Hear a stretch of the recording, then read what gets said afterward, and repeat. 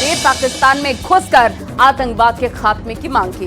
वहीं बाबा रामदेव ने कहा है कि उन्हें लगता है कि अगला गुरुकुल कराची और लाहौर में बनाना पड़ेगा।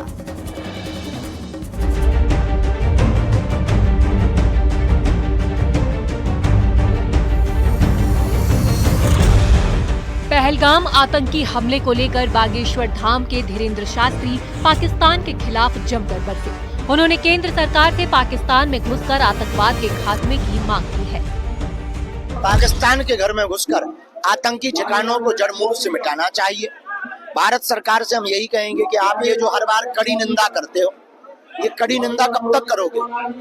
इससे आपके ऊपर से भरोसा कम होगा। भारत की सुरक्षा की बात है, ये भारत के सिद्धांत की बात है, भारत के वजूद की बात है, भारत की सुरक्षा की नीति की बात है।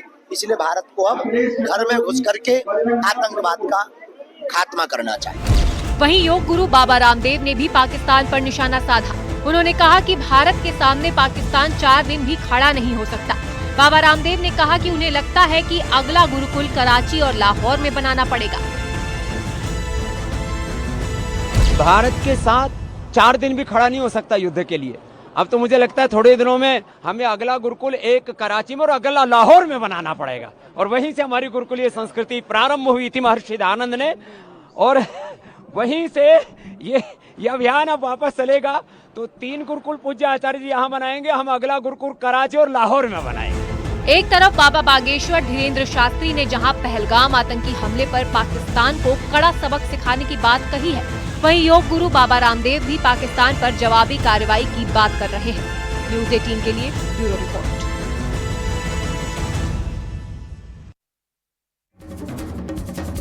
उत्तर प्रदेश में मॉक ड्रिल की बड़ी तैयारी है। हर जिले में लोगों को युद्ध जैसे हालातों से निपटने के लिए ट्रेनिंग दी जाएगी। इसमें जिला अधिकारी, पुलिस, फायर सर्विस और साथ ही एनडीआरएफ, एसडीआरएफ और साथ ही होमगार्ड के जवान शामिल होंगे।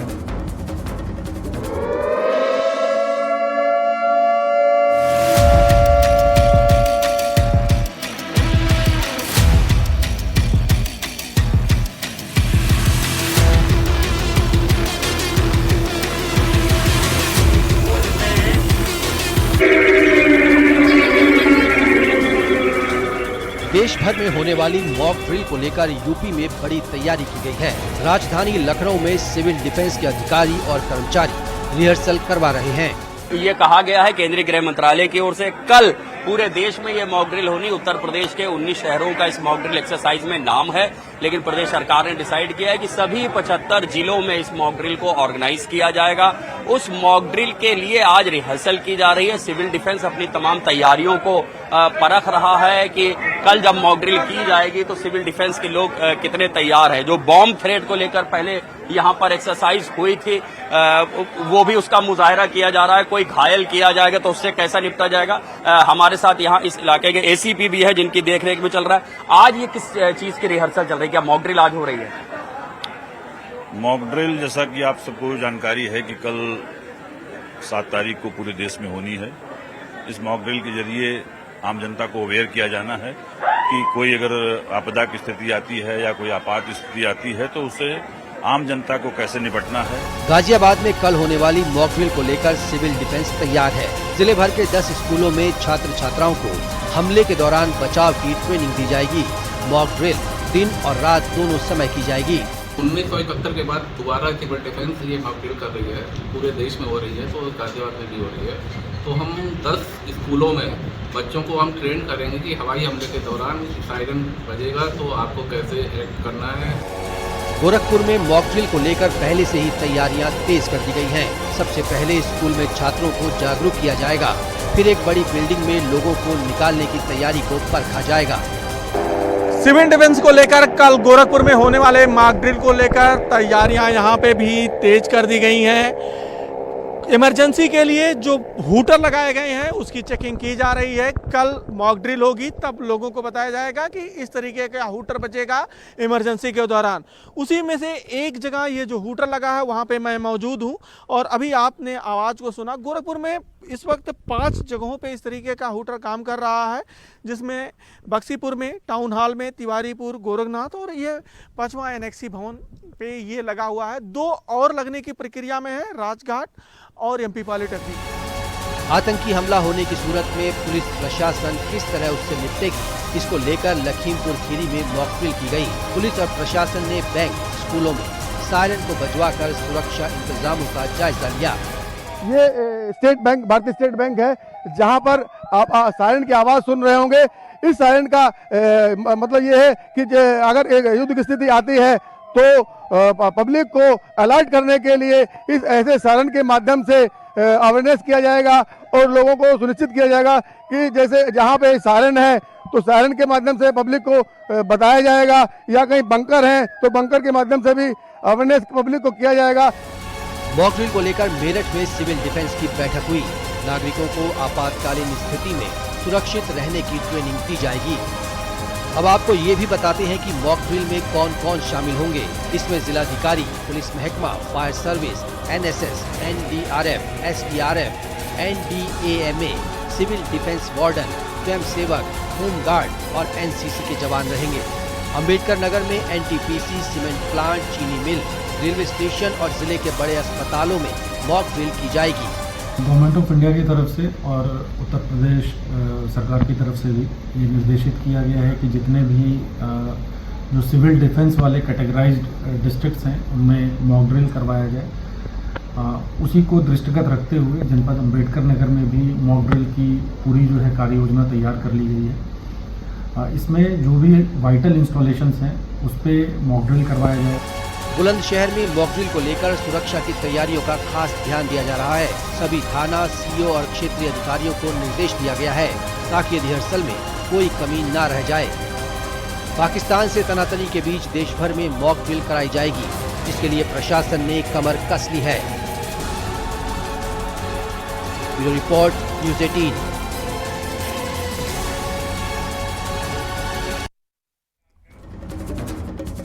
और वहीं भारत और ब्रिटेन के बीच फ्री ट्रेड समझौते पर बात बन गई है। कांग्रेस मंत्री पीयूष गोयल की मौजूदगी में भारत और ब्रिटेन के बीच में ऐतिहासिक समझौता हुआ और कोविड के बाद में किसी भी देश के साथ में भारत का सबसे बड़ा व्यापारिक समझौता है। और इस समझौते को पीएम मोदी ऐतिहासिक और रणनीतिक साझेदारी बढ़ाने वाला बताते नजर आए हैं और इस समझौते के बाद भारत की अर्थव्यवस्था को एक बड़ा लाभ मिलेगा। तो भारत की अर्थव्यवस्था में आज बेहद बड़ा सुधार भी देखा गया और एक पायदान ऊपर आ गई है भारत की अर्थव्यवस्था। और पिछले साल के अगर कई रिकॉर्ड उठाकर देखा जाए तो भारत का जो परफॉर्मेंस है अर्थव्यवस्था में वो डे बाय डे काफी ज्यादा सुधार कर रहा है। तो निवेश, व्यापार, रोजगार को बढ़ावा मिलेगा। प्रधानमंत्री नरेंद्र मोदी की तरफ से ये जानकारी भी दी गई और साथ ही भारत ब्रिटेन के बीच में ऐतिहासिक समझौता हुआ है जिसका असर अब भारतीय अर्थव्यवस्था पर भी देखा जा रहा है।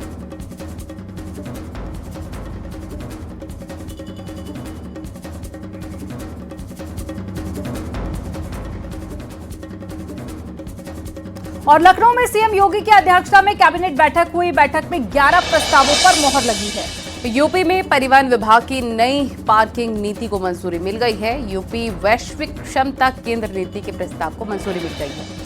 नई तबादला नीति को भी मंजूरी दी गई है। सभी विभागों में 15 मई से लेकर 15 जून तक ट्रांसफर किए जा सकेंगे। और उत्तर प्रदेश में ऊर्जा के क्षेत्र में आत्मनिर्भर बनाने के लिए तापीय परियोजना स्थापित करने और उससे 1500 मेगावाट ऊर्जा क्रय करने के संबंध का भी प्रस्ताव को मंजूरी दी गई है।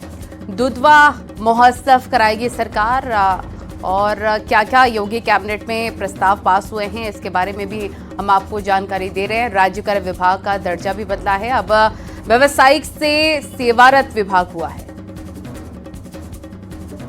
मंत्रिपरिषद के समक्ष कुल 11 विषय प्रस्तुत हुए और 11 पर मंत्रिपरिषद की सहमति मिल गई। उत्तर प्रदेश स्टेज कैरेज बस अड्डा कॉन्ट्रैक्ट कैरिज व all India tourist bus park स्थापना एवं विनियमन नीति 2025 की मंत्रिपरिषद ने आज सहमति दे दी। कि ट्रांसफर पॉलिसी इस वर्ष 25-26 की आज मंत्रिपरिषद ने अनुमोदित कर दी। इसमें सामान्य रूप से वही सारे प्रोविजंस हैं जो पिछली बार दिए गए थे। इसमें खास तौर से एस्पिरेशनल डिस्ट्रिक्ट और एस्पिरेशनल ब्लॉक्स में किसी भी प्रकार से वहां पर कोई खाली न रहे, उसकी व्यवस्था जरूर करनी है। और 1 महीने तक ट्रांसफर पॉलिसी एप्लीकेबल रहेगी, 15 मई से प्रारंभ होकर 15 जून तक।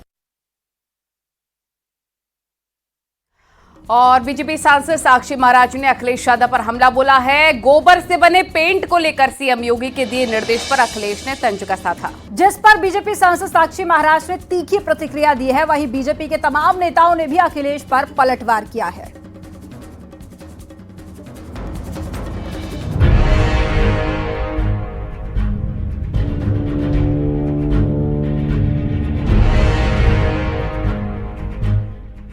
उन्नाव से बीजेपी सांसद साक्षी महाराज ने अखिलेश यादव पर हमला बोला है। अखिलेश के सीएम योगी को लेकर दिए बयान पर साक्षी महाराज ने तीखी प्रतिक्रिया दी है। साक्षी महाराज ने कहा कि अखिलेश यादव के दिमाग में गोबर भरा है, इसका हमारे पास कोई इलाज नहीं है। महाराज जी, योगी जी ने कहा है कि जो सरकारी इमारतें हैं उन्हें गोबर से पेंट किया जाएगा, तो उस पर अखिलेश यादव निशाना साध रहे हैं। अखिलेश यादव के दिमाग में गोबर भरा हुआ है तो इसका हमारे पास कोई इलाज नहीं है। सीएम योगी ने सरकारी ऑफिस की इमारतें पेंट करने के लिए गाय के गोबर से बने पेंट का इस्तेमाल करने का निर्देश दिया है।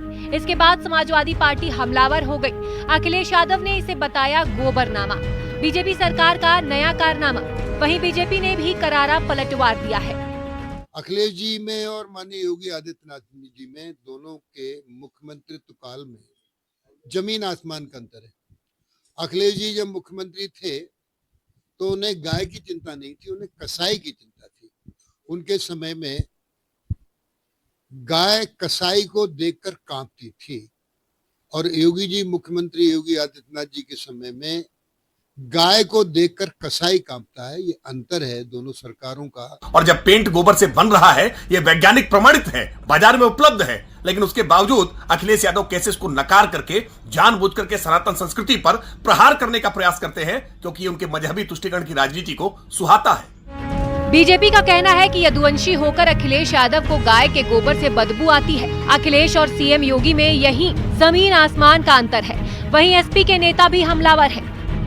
न्यूज़ 18 के लिए ब्यूरो रिपोर्ट।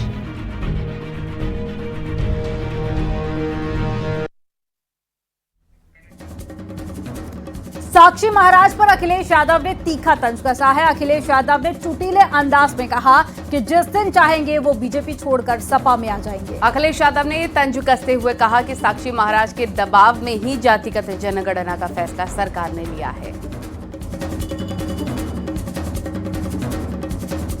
हम लोग जिस दिन चाहेंगे उसी दिन साक्षी महाराज जी समाजवादी पार्टी में आ जाएंगे।